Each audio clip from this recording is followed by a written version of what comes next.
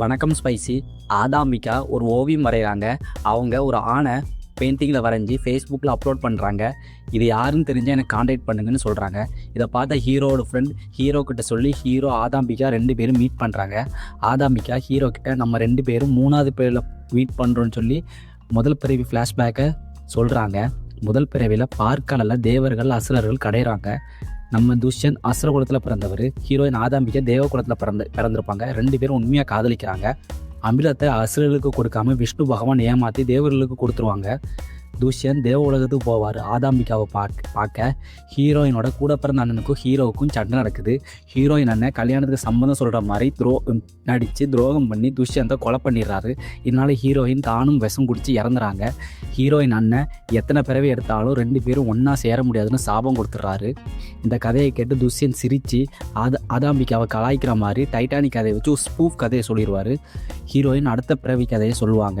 இதில் துஷ்யந்த் எருமை சவாரி வீரர், அந்த ஏரியாவில் பெரிய பெயரை தோக்கடிச்சு ஃபேமஸ் ஆகுறாரு. ஆதாமிகா ஒரு நாட்டு வைத்தியர், அவங்களோட பொண்ணு. ஹீரோவோட ஃபேமஸை பார்த்து ஹீரோவை பார்க்க ஆசைப்படுறாங்க. இந்த ஏரியாக்கே பால்காரர் ஒருத்தர் வச்சு துஷ்யந்தை பார்க்க ஆசைப்படுறாங்க ஹீரோயின் ஆதாமிகா. ஆனால் இவங்களை பார்க்க விரும்பக்கூடாதுன்னு ஹீரோ ஒரு லெட்டர் எழுதி கொடுக்காரு.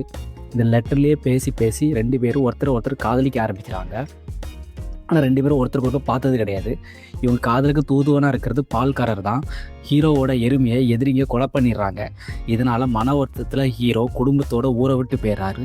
பால்காரரும் பாம்பு கடித்து இறந்து போகிறாரு. இதுக்கப்புறம் 2 பேரும் பேசிக்க முடியல. ஹீரோயின் ஹீரோவை தேடி அலைகிறாங்க, ஆனால் கிடைக்கல. கொஞ்ச நாளில் ஹீரோயினுக்கு கல்யாணம் ஆகுது. ஆனால் ஒரு சின்ன ட்விஸ்ட், ஆதாமிகாவை கல்யாணம் பண்ணுறது ஹீரோ துஷ்யந்த் தான். ஆனால் இவங்க 2 பேரும் ஒருத்தர் காதலிச்சது 2 பேருக்குமே தெரியாது. ஒரு மர்ம காய்ச்சல் ஊர் பூரா பரவுது.